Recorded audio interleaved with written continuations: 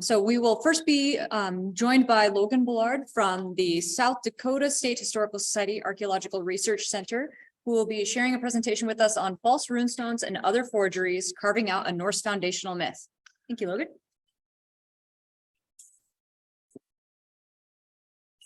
Should I go this one? All right, everyone, if you can bear with me on these PDF slides I have here. So my intention today is to share some stories, a brief survey of hoaxes attributed to the Norse and Viking eras of the 10th and 11th centuries. Now, being here in Minnesota, this is probably a very familiar story in some ways. However, me being from New England, there might be another whole regional competition to this you weren't quite aware of that was going on at the same time. So just to give a brief overlay, and talking about these supposed Norse ventures, you have to talk about what they're referencing. So most often they're referencing something known as the Vinland sagas. These were written about Norwegian and Icelandic sailors and explorers in the 10th and 11th centuries. Most often they're referring to the stories of the saga of Eric the Red and the saga of the Greenlanders. If you can see here in this lower right-hand column, these are some modern overlaid versions trying to describe the journeys they undertook, leaving from Norway, Iceland, into the areas we now know as Greenland, Baffin Island in Canada, which has been identified as Halleland, Markland off the northeast coast of Quebec, and Vinland, which came to be known probably as Newfoundland. There was also an area known as the Skraeling. However, modern archaeologists aren't quite sure where that was either.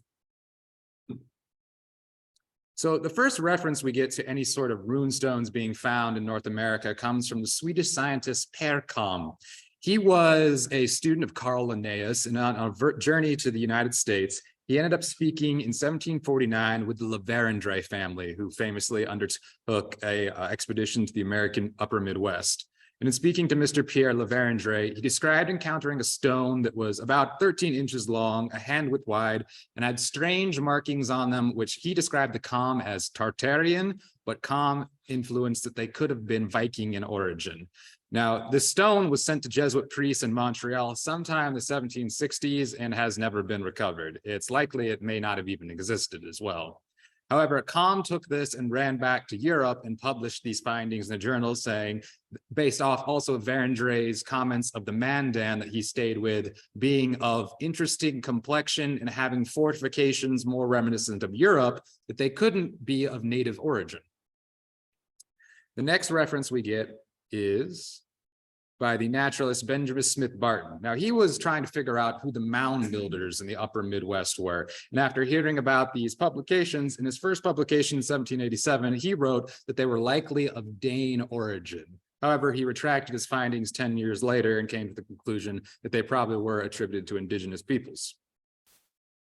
The main culprit in our story is a man named Carl Christensen Raffin. He is a Danish antiquarian, which is code for trying to prove his own personal theories. He worked with Icelandic scholars to publish the list of sagas that we referenced earlier. They were published in the 16th century, but they wouldn't have been widely available to English readers until the mid-19th. And Raffin ended up being a major figure in what became known as Scandinavism and the Viking Revival. Scandinavism being that the three Scandinavian countries should band together to their shared heritage into arts and letters, and the Viking Revival being this interest in a great shared history of the nations. Now, the first hoax we come across that Raffin was interested in is called the Newport Tower. This exists in Rhode Island and has been variously attributed to the 17th century in actuality.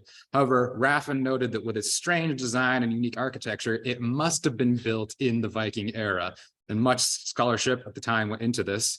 20th century excavations did find through the mortar work and designs that it was indeed a mid-17th century piece. Also at the time, we had Dighton Rock Raffin was interested in. This rock was first found in 1680 near Dighton, Massachusetts. As you can see here on this highlighted image, it has a great number of petroglyphs in it, which over the years have been attributed to Phoenician, Portuguese, Chinese, and by Raffin, Norse scholars. It's also possible that there were petroglyphs already on the rock and then were made later on by explorers to expound upon its notoriety. Of curious note to those here at Fort Snelling, this is former Commander Seth Eastman on top of the rock in 1853.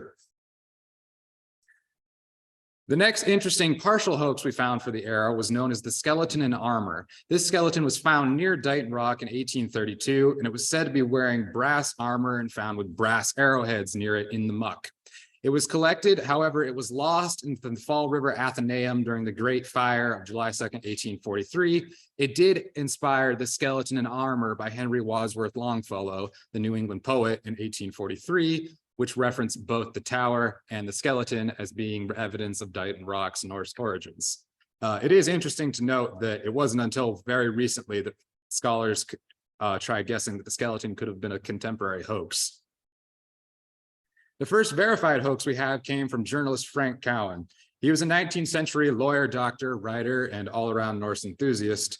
On 8 July 1867, in an attempt to sell newspapers, he said that there was an Icelandic Christian woman from 1051 that was found in the Potomac River. This, of course, was an absolute lie, but he did sell many papers like he planned.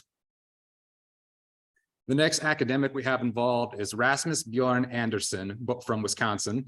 He founded what was known as the Nordiana Society that was dedicated to publishing the history and romance of Northern Europe. And Andersen is what could be called today, in some ways, a Nordic supremacist. He was trying to prove that the Nordic people had a dominance in history over what were known as the Anglo-Saxon or WASP community.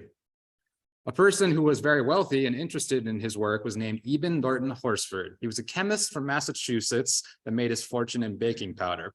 And he believed the Norse sagas referred to Massachusetts, particularly the Charles River was the site of the fictional Norumbega. Due to his work, these works were more published in the academic community and social community in Massachusetts. As well, he got the first statue of Leif Erikson ever in existence in 1887 in Massachusetts. While not directly related, I thought I would mention the Thoen stone from South Dakota. This was a stone that was found by a Norwegian immigrant that purported that there were settlers in the Black Hills at least 50 years before, or the record notes this. Now, it should be noted that Mr. Thoen was a stonemason, and he said he found the stone in the hills. The authenticity has been disputed over the years, and, well, take your own guess on whether it is authentic or not. In 1880, a 9th century Viking ship was discovered in a burial mound in Gokstad, Norway. To capitalize off, the Norwegians built a replica ship they named the Viking, and they sailed it in 1893 to the Chicago World's Columbian Exposition. At the same time, a statue of Leif Erikson was published into the park in Chicago that was not erected until 1901. These objects both were referenced in the 1925 Norse American Centennial, when interest in these Viking objects in America got to new heights. I'm sure many of you in Minnesota are familiar with the Kensington runestone, not too much reason to expand upon it. It purports to be a Swedish text from 1362 that tells of Gotlanders and Northmen visiting the area. This has become something of an interesting oddity in Minnesota itself, but it's very easily proven false philologically with, as one person said, it doesn't make a lick of sense when you really read it in Swedish. The main proponent of the Kensington runestone was an academic named Hjalmar Holland, and like Rasmussen, he was out to prove that the dominant Anglo-Saxon community was not as great as those descended from Norwegians. And here we begin the New England versus Midwest Viking off. In 1902, an object was found in New Hampshire called Thorvald's Rock. It was purported to be the death location of Leif Erikson's brother Thorvald, so said the court judge Charles A. Lamprey, whose land it was on, and it was confirmed by a runic enthusiast named Olaf Strandvold. Next was the No Man's Land runestone. This was discovered in Arthur's Vineyard in 1926. It was purported to read Leif Erikson 1001 on the rock. However, it's been unable to be properly relocated due to the New England hurricanes in 1938 and the fact the island was used for unexploded ordnance during World War II. It is believed by the Massachusetts Historical Society and the Martha's Vineyard Museum to also be a hoax. The Oklahoma runestones. Here are 4 transcribed notes of the supposed petroglyphs and runes found on these stones. The top is the Heber runestone, which is the oldest, found in 1923. The other 3 were found in quick succession in 1967 and 1969. It has been widely held by scholars that these were made by local Scandinavians in the nearby towns in Oklahoma. Of particular interest to me was a fraud done by a man named Franklin Burse and his supposed ancestor, Mary Hyano. Now, Burse was what we would call today an Indian impersonator, and he was trying to gain recognition as a Chickatagook Indian. Doing this, he published in the Library of Congress a supposed genealogy that showed his 17th century ancestor was a red-haired woman from Wampanoag area in Massachusetts who was of Viking descent, which one contemporary critic called oddly convenient. Next, we had the Beardmore relics that were found in Canada. This is when we begin to see more found in the high Arctic regions.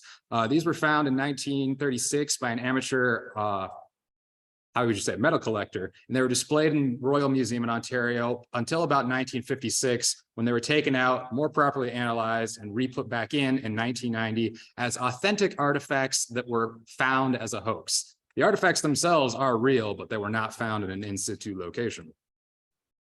The Barrett Lake runestone found nearby in Minnesota, and it purports to read in 1876, 4 maidens set up camp on this hill. When questioned about it, the founder was found to say, "It sure doesn't take much to put some people on if they want to believe you hard enough." The Maine penny. This was found in August 18, 1957 at the Goddard site, a real site in Brookline, Maine. It was found to be an Olaf Kyrre coin minted between 1067 and 1080. Now, while the coin itself is also real, it is also thought that this was planted to try and drum up local tourism.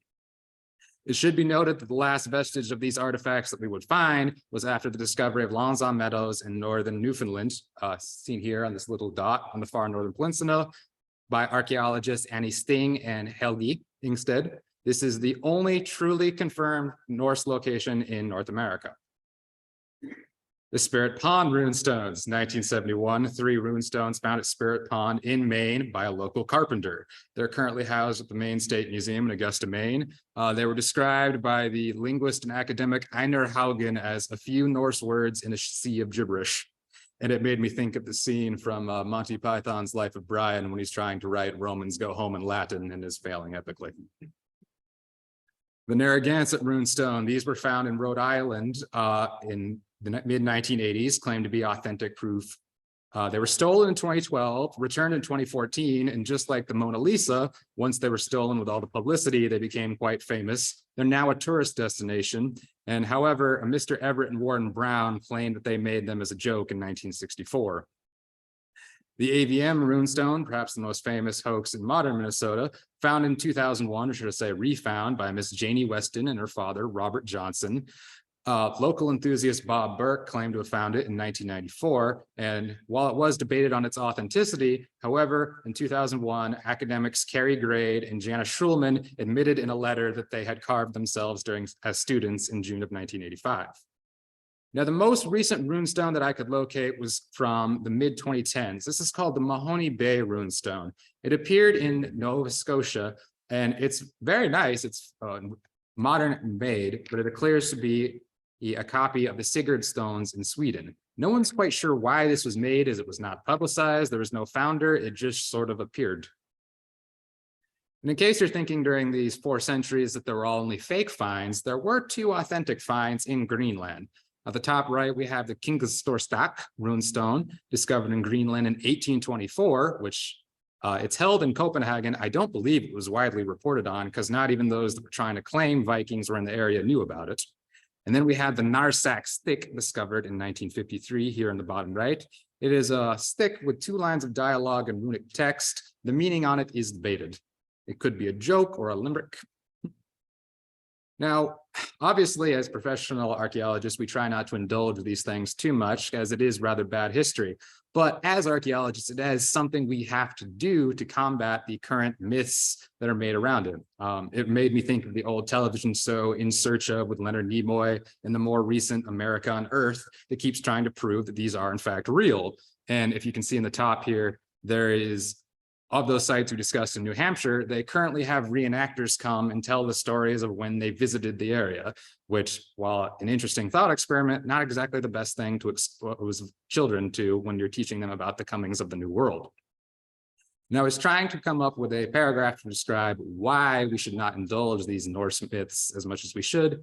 I'd like to borrow from the author Gordon Campbell in his book, Norse America. As he says, the sense of a racially and culturally superior identity consisting of a fusion of Anglo-Saxon and Viking blood has been deemed to justify the appropriation of the homeland of indigenous peoples in the 19th century, the discrimination against Irish, Italian, and Jewish migrants in the 20th, and the continued marginalization of African Americans and Hispanic origin peoples in the 21st century. The notion that true Americans are the descendants of English settlers whose character has been fortified by the admixture of Viking blood is abetted by the founding myth of Norse America. And if you are thinking, well, what could go wrong by a bunch of people getting around a carved rock and saying that it's central to their history, I will remind you, it has caused problems before. I will take any questions if you have any.